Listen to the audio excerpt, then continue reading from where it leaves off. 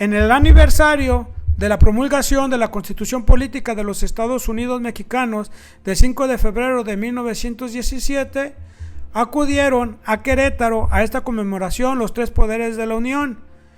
En esta tomó la palabra la ministra presidenta de la Suprema Corte de Justicia, Norma Piña, y para ella señaló que la Constitución, como se encuentra actualmente, representa los ideales de la nación y del pueblo de México, para lo cual no le importa a ella los cambios que sufrió durante el trayecto del día 17 al sexenio pasado, donde se le hicieron las reformas estructurales, pero ella sostiene que esta representa los ideales de la nación, una visión muy diferente a la del presidente de la República, y vamos a ver cuál es la visión primeramente de la ministra presidenta Norma Piña.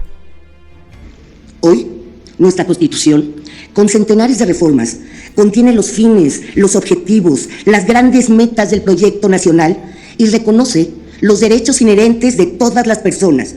Sin embargo, la deuda histórica, con sujetos en particular y con enormes sectores de la sociedad, persiste. Mujeres, personas en situación de pobreza y discriminación, la infancia, las personas con discapacidad, las y los migrantes, los individuos, personas, comunidades y pueblos indígenas, todos ellos no se exigen, recordando a Donato Bravo y a sus colegas diputados constituyentes que nos dieron una nación, seguir preparándonos para obtener un verdadero progreso. Solo el conocimiento y la convicción en nuestros valores procuran la libertad y la igualdad. Evitemos encuentros estériles, reuniones con bellos ejercicios de oratoria, para tras ello volver al escritorio con la falsa sensación del deber cumplido. Lo cierto es que tenemos que esforzarnos más, cuestionar y cuestionarnos, replantearnos cómo lograr un cumplimiento cabal de nuestra Constitución. Ahí está, pues para ella la Constitución se encuentra actualmente con los ideales que persigue el pueblo de México, y no debemos hacernos falsas esperanzas ni falsos discursos, sino que para ella está bien. Y miren, por ejemplo, vemos que en la Suprema Corte de Justicia de la Nación pues teníamos un ministro presidente que estuvo, mire, Medina Mora y García Luna, los corruptos que aprovecharon Fox y Calderón. Pues él sabía de muchas cosas de lo que hacía García Luna. Sin embargo, parece ser que los demás ministros nunca se enteraron de que había una total apoyo a los delincuentes del narcotráfico en el país, y todos los ministros se hicieron de la vista gorda. Todos los ministros se dedicaron a liberar a los presuntos delincuentes.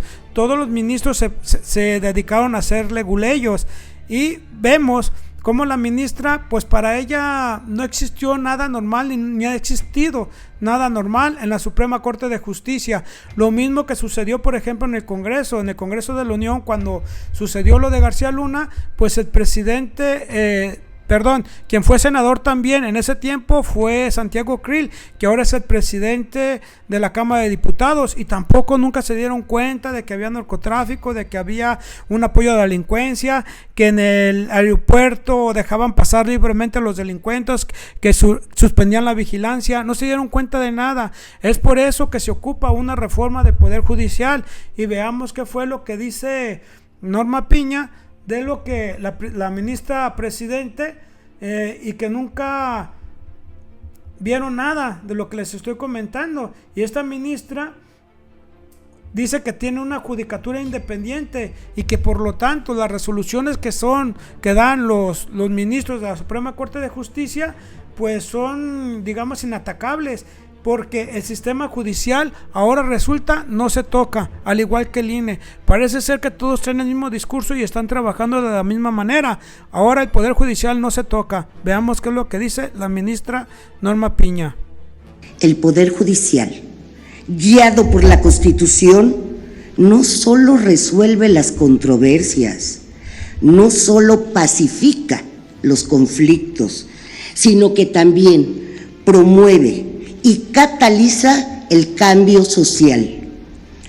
No es accidental que en el vestíbulo principal de la Suprema Corte de Justicia de la Nación esté grabado el apotegma: somos siervos de la ley suprema para poder ser libres. Nuestro actuar debe estar apegado al derecho para evitar arbitrariedades y para, de cara a la sociedad, rendir cuentas en el ejercicio de nuestra función. Los juzgadores estamos siempre sujetos al imperio de la ley, pero nuestra función no se limita a una aplicación formal. Por mandato constitucional, la impartición de justicia exige también interpretar la ley, atendiendo a los valores y principios inmersos en las normas para así decidir cada caso concreto. Esta importantísima labor la realizamos como seres sociales insertos en una cultura política con diversos perfiles éticos que se proyectan inevitablemente en nuestra labor.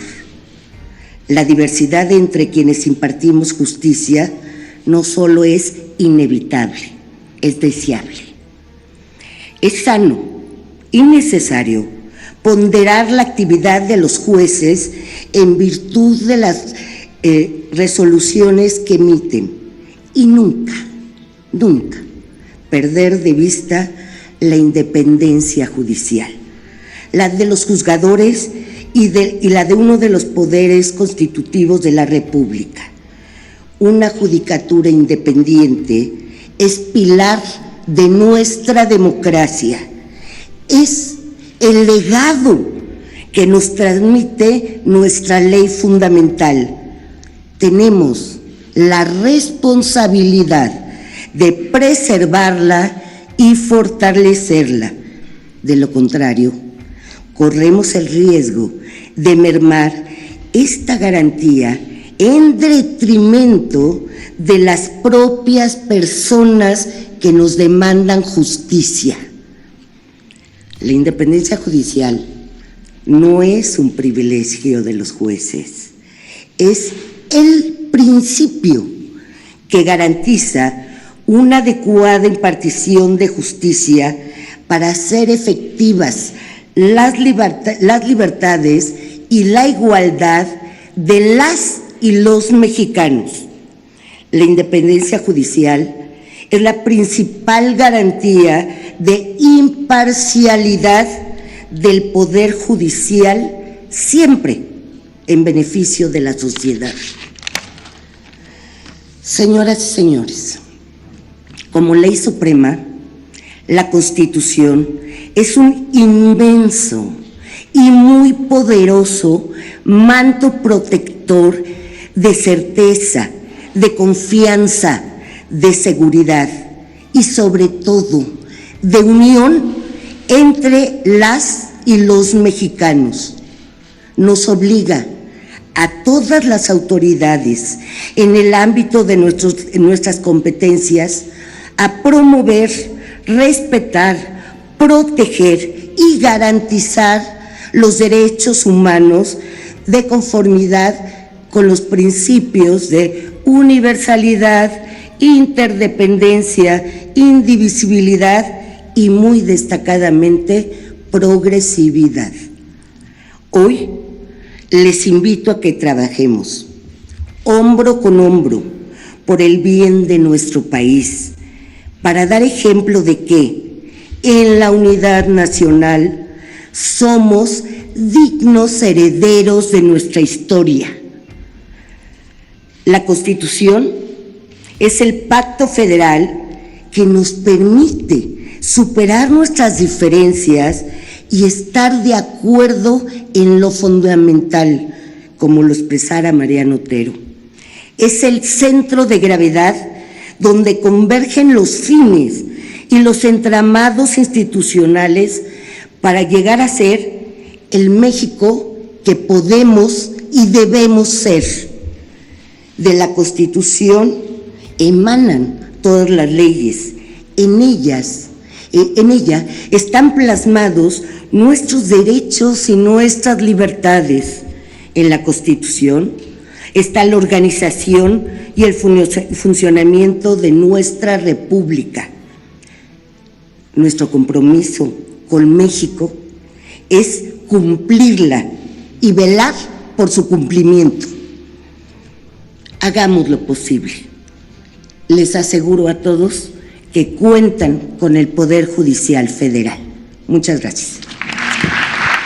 Pues lo que observamos nosotros como ciudadanos es que hay una gran decadencia en este Poder Judicial, pues siempre se han dedicado a beneficiar o a ponderar el beneficio de los particulares, el beneficio de los derechos humanos personales, pero se han olvidado de impartir realmente justicia, una justicia social que vaya encaminada como lo tenía la Constitución Política de 1917, y que han hecho reformas siempre en perjuicio del pueblo de México, y eso no lo ve esta ministra Norma Piña. Por el contrario, ella dice que se encuentra bien actualmente, cuando hemos estado viendo que se ha perdido y que hay una gran falta de impartición de justicia, por ejemplo, en el desplazamiento de ciudadanos en algunos estados, en el cometimiento o en el avance de la delincuencia, en el cual se ven siempre liberados, y aunque el ejército militar o la Guardia Nacional o la Marina hagan presos a los delincuentes, pues estos ministros,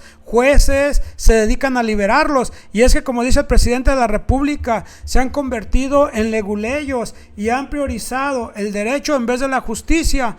Y el mismo presidente puso algunos ejemplos de que, por ejemplo, estos grandes ministros quitaron la prisión preventiva. ¿Por qué? Porque están cuidando o benefician los derechos humanos de los delincuentes, pero no ponderan el daño que le están haciendo al pueblo de México y no ponderan la justicia. Por ejemplo, dicen, se robaron o hubo fraude fiscal porque se robaron 500 millones de pesos en facturas falsas.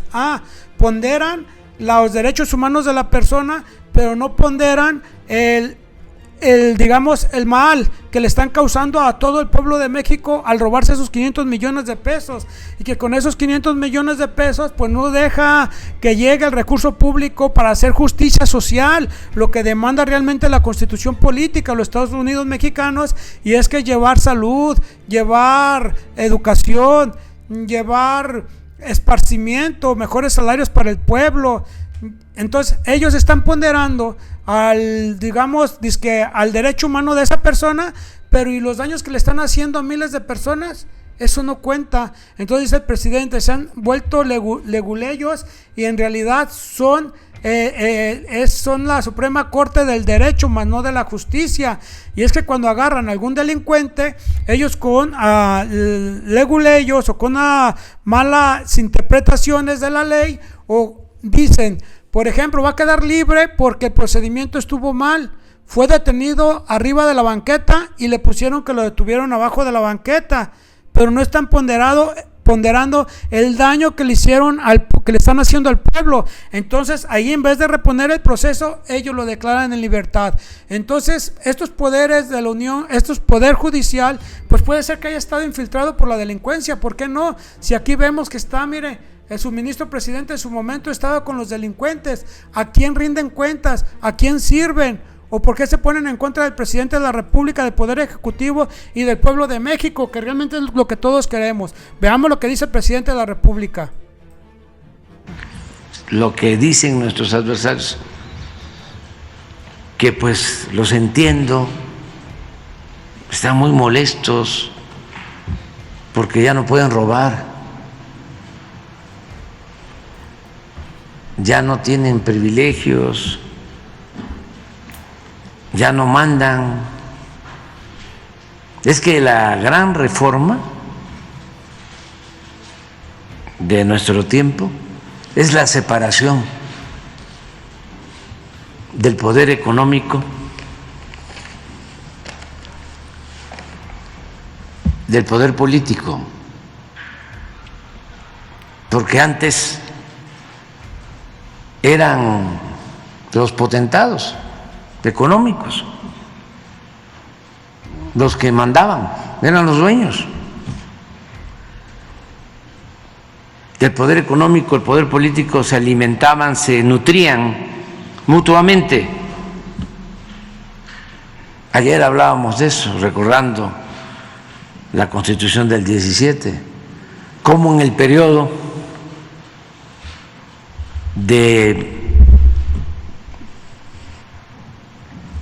36 años de política neoliberal se modificó la Constitución hasta llegar a ser prácticamente una norma máxima, una ley suprema para llevar a cabo las políticas porfiristas.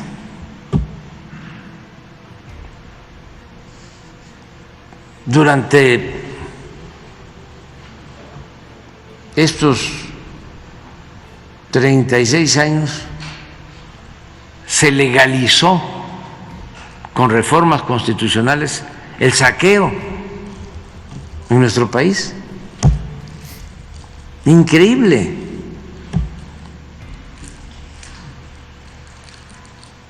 Había corrupción en los gobiernos posrevolucionarios, pero no se habían atrevido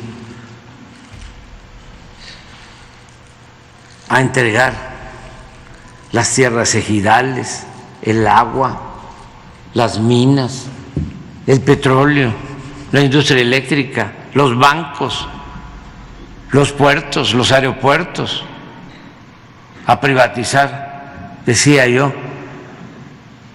hasta las cárceles, las guarderías, la educación, la salud, todas las reformas que se hicieron a la Constitución. Claro, se fue perdiendo la letra, el espíritu original de la Constitución del 17. Pero también, como lo dije ayer, la Constitución no ha muerto porque el pueblo decidió llevar a cabo un cambio, una transformación. Y hemos estado enviando reformas para recuperar el origen de la Constitución del 17, porque en el periodo neoliberal no se legisló nada en beneficio del pueblo. Todo fue para beneficiar a una minoría, porque en sentido estricto no había democracia, era una oligarquía la que dominaba, con fachada de democracia. Era una república simulada.